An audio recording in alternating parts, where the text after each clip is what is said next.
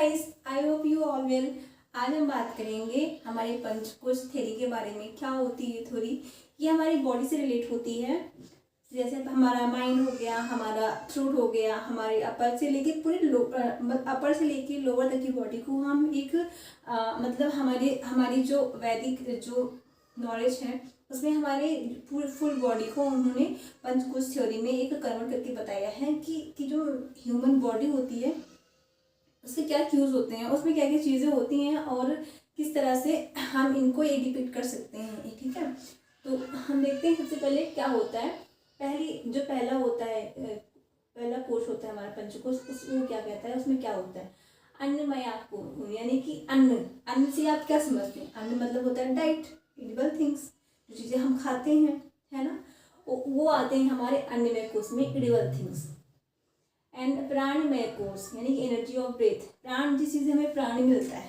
अन्नमय थ्योरी कहाँ है? माइंड में आती है। इसीलिए जो ये बॉडी का हमारा अपर पार्ट होता है माइंड, इसमें आता है हमारा एडिबल थिंग्स सबसे पहले। फिर आता है थ्रोट, प्राण। आपने सुना होगा प्राणायाम के बारे में।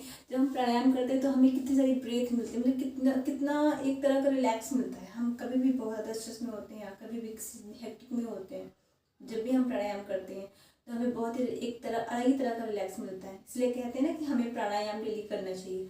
तो वो हमारे प्राणायाम प्राणमय कोश में आता है एनर्जी ऑफ ब्रेथ, यानी कि प्राणायाम कोश में हमारी ब्रेथ होती है, मतलब सांस यानी कि इच्छा शक्ति होती है, एनर्जी होती है।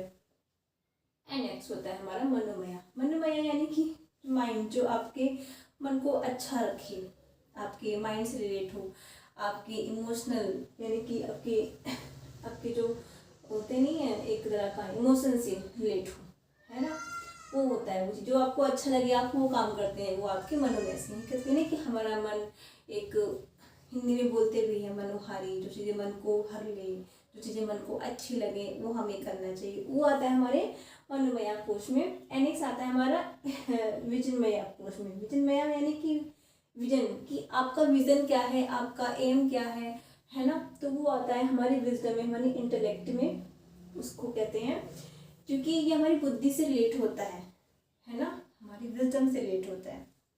एंड नेक्स्ट आता है आनंदमय कोश। आनंदमय जो चीज़ें आपको आनंद दे रही हैं, याद रखिए हमारा मनोमय और आनंदमय कुछ सिमिलर है।